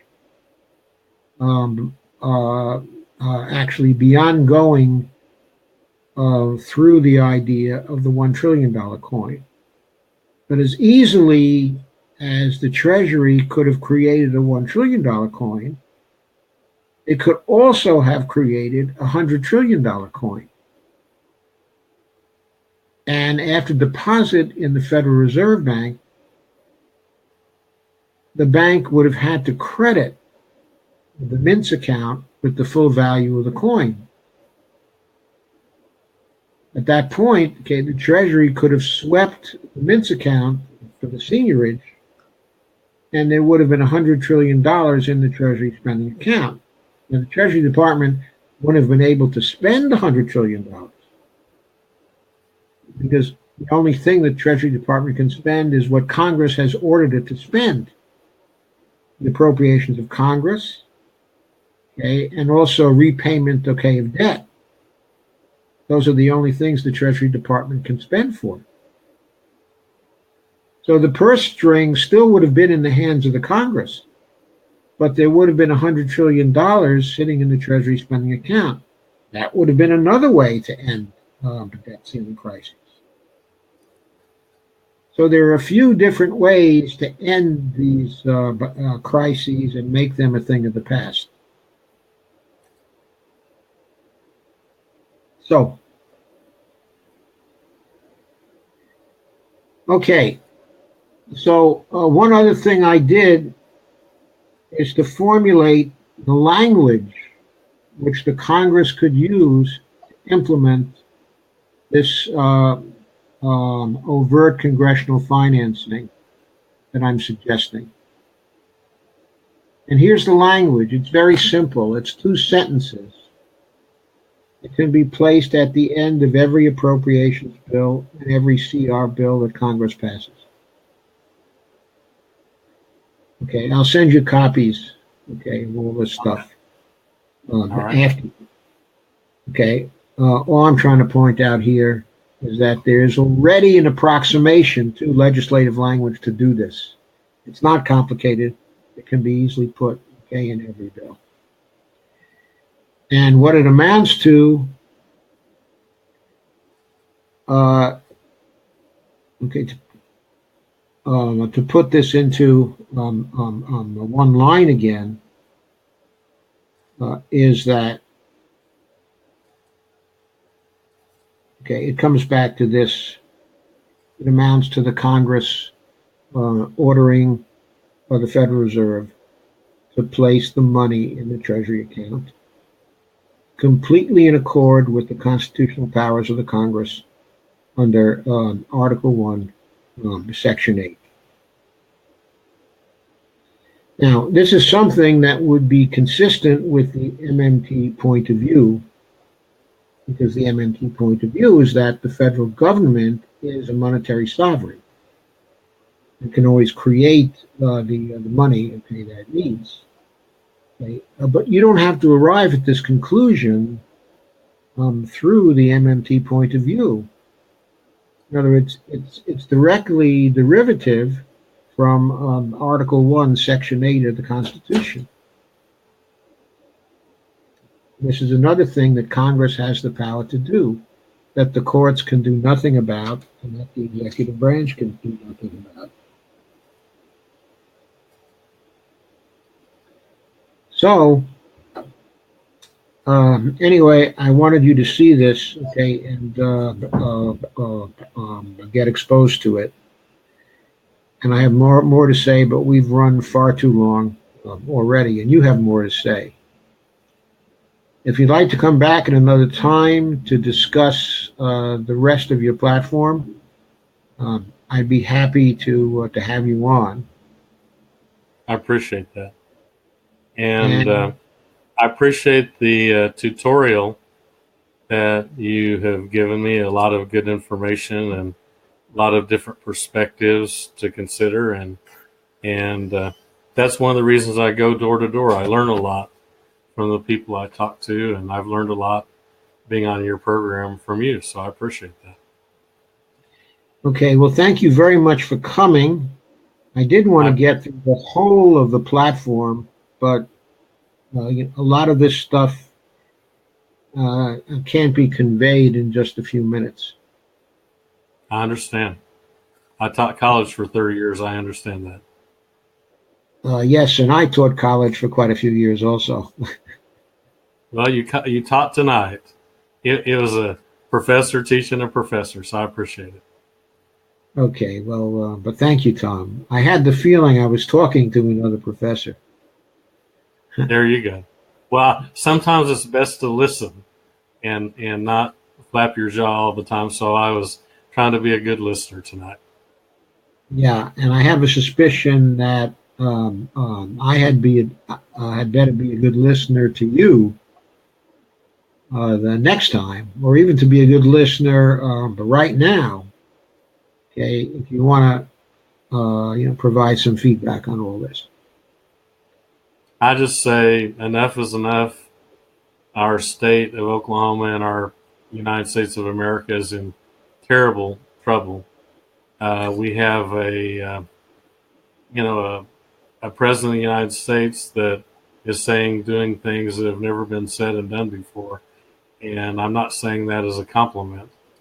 And we need to be vigilant because you can lose your freedoms overnight. You could lose your democratic republic overnight, and I'm truly worried about that. I know you are too. A lot of our friends are. We really need to pull together and pull the country out of the crisis that is created by human beings in Washington, D.C. that don't have a clue how to represent real people with real problems and give us some real solutions. Yes, I couldn't agree more. Okay, and I agree that we're in growing danger each day this administration continues. If not from the hostile measures which the administration is taking towards our democracy, okay, but the dangers that are growing from the climate crisis and from the possibility of getting into a catastrophic war. Absolutely. All these things are dire threats, and we may be in greater danger right now than we have ever been. And all we can do is to try to fight back, okay, as best we can in all the ways that we can think of. And I appreciate you leading the charge on that. Well, I don't know that I am leading the charge on it. I think all kinds of people all over the country are charging on it. What I'm simply doing is sitting back here and interviewing some candidates that I hope are going to lead the charge on it, like yourself. I'll do my part, I promise. I'll do everything I can. Okay, so in closing, would you like to give us your donation button? Sure. We have a link on our website, and that's just guildforcongress.com. And, we're close to what we need to do the things we need to do between now and the primary, but we could use probably at least another $5,000 or $10,000 to get us exactly where we need to be. And that's the part about politics I hate, is raising money, asking people for money, but it's a necessary evil, unfortunately. And, you can't go to the newspaper and say, run my ad, but I don't have the $400 to pay you for the ad. They want their money. And interestingly, most people that are doing business with politicians want to be paid in advance. But I got the shock of my life about a week ago. Guy that runs an online ad to the minority, mainly black community here in Oklahoma City, told me that every politician he does business with, he wants money up front, but I'm the only one that he trusts to pay him. So he doesn't ask me for money up front. And I had to bug him to send me an invoice so I could pay him for the last ad because he was a little slow on the draw. And then his wife that actually takes the money out of our debit card account, she made a mistake and debited it twice. So we have another ad coming up in May, and I just said, just keep the money, but remember when we don't pay in May, we've already paid for that ad. So that was kind of a shock that he trusts no politicians in Oklahoma to pay him unless they pay him in advance except me. And one of my friends said, he's a smart man.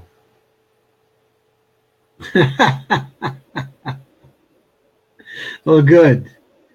Okay, very good. Okay, did we get that donation button again? www.guildforcongress.com. Okay, great. Okay, and there is a donation button on the site. I have the site open here. It says donate. Donate. Contribute button. Right. Okay. Yes, I see contribute on the menu there. So that money is going to actually Blue America. Oh, well, no, that's not the one. We have one on our website that the money, all of it goes to our campaign. Great. Yeah, if it's on our website, that goes. Want to know that. Except the FIAC Blue takes their cut before they send us the money. Yes. Everybody wants a piece of the action, you know? I do know. I do know. Okay, so when approximately do you think would be a good time to come back? Well, probably sometime in the middle to latter part of May. Okay. Before the primary, but let a little piece of time pass. Okay, so we'll ask you again at that time to talk about things like the climate change and your foreign policy views and those kind of issues which you didn't get a chance to get to tonight. That sounds good to me. I appreciate a patient man like you that would be willing to put up with me twice in about a month. I mean, you know, we ought to adopt you into the family if you're going to be that nice. Well, right back at you. Joe, you're great, and I sure appreciate the opportunity. Thank you so much. Okay, Tom. Take care. And you too, and thanks for the education. You have a great rest of the week. Yeah, same to you. Bye. Okay, so folks, for those who hung in there, I'm going to give my usual message at the beginning, at the end, I should say. Okay, and that is that there's a Patreon account for real progressives, and so we sure would appreciate a contribution. And I have a Patreon account for the Joe Firestone. And of course, so would I appreciate a contribution. I recognize it's difficult to make so many contributions. And I recognize also that you will be moved only occasionally to do this, and this is quite all right. We don't want more from people that they're able to afford. So thank you very much for watching. And thank you very much for staying so long. So I'll say good night, and I'll be back on Thursday with